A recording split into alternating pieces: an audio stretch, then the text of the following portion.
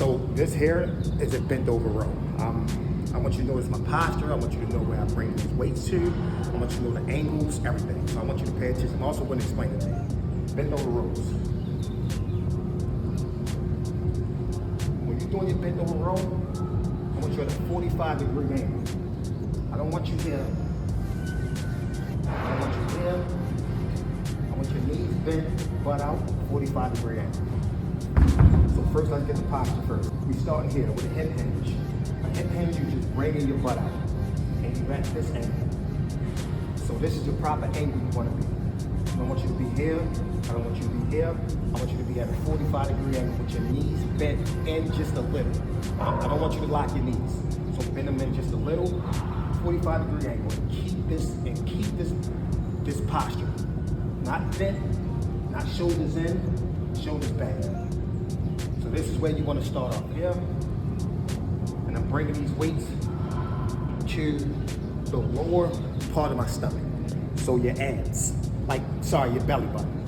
So you're just driving those weights. You're driving these weights back. Here. Driving them back. Here. Full range of motion. Drop those weights all the way down. Drive them elbows back. Whenever you're performing any back exercise, think about your elbows. I'm not thinking about curling. I'm thinking about driving my elbows back.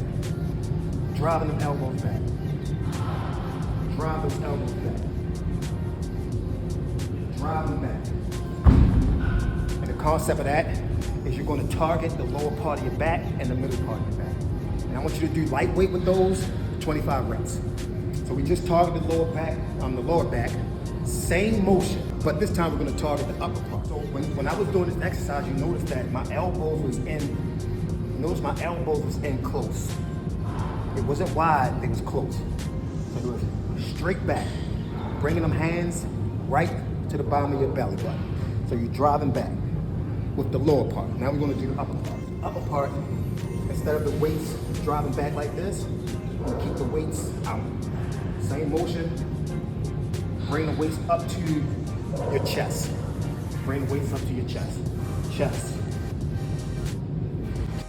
Okay, love, I want you to notice at this fixed position, my elbows. My elbows are not really pointed directly in the air, but they're at like a slight angle. And that way you will target more of your upper back instead of your rear delts. So please perform this right, because I don't want you overworking your rear delts. I want you to target that muscle group as far as your upper back. Chest. Keeping them elbows out. Elbows out. Elbows out. One thing I want you to notice when I'm doing this exercise as well, when I'm dropping the weights, I'm not dropping the weights out here. I'm bringing them in close. Bringing them in close, and I'm driving them out. Close, driving them out. So that's the upper part of your back. Mark your weight. Exit out. Locking out that back.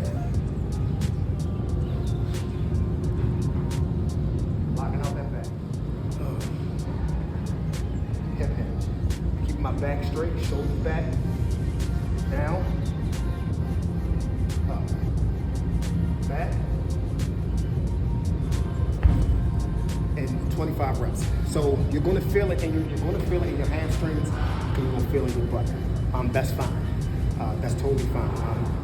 All that's going to do is just stabilize everything you need to stabilize when it comes to performing any back exercise. As soon as you're done the kettlebell, you're going to go right back into light.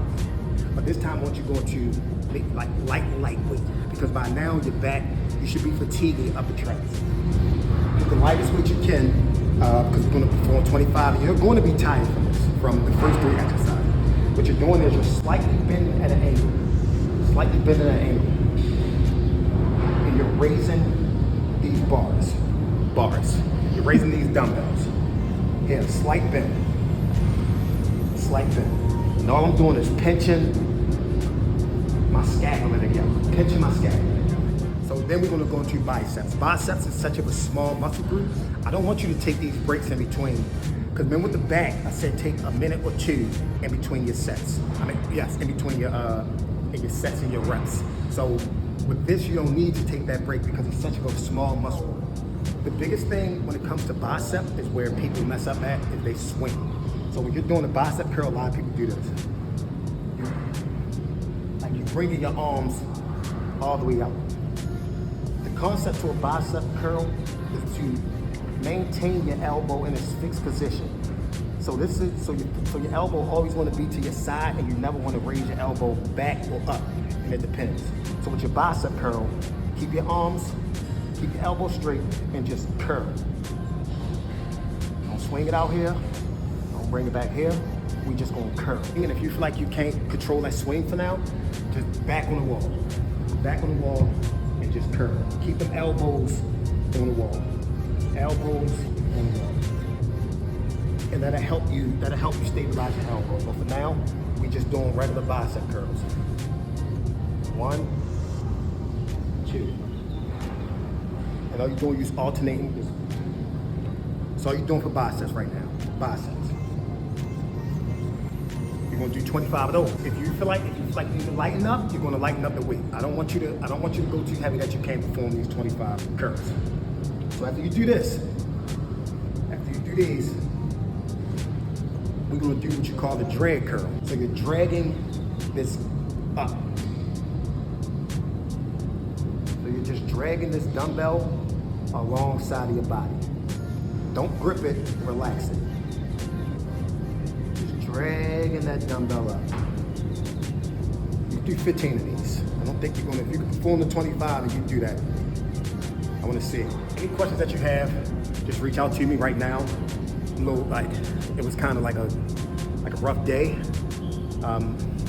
So kind of a little tired a little bit, but for the most part, this is just the beginning. These variations, it's definitely going to help your strength. It's going to help your neural system, just get you a little stronger around the nerves, your back, your legs. So we're going to kill this.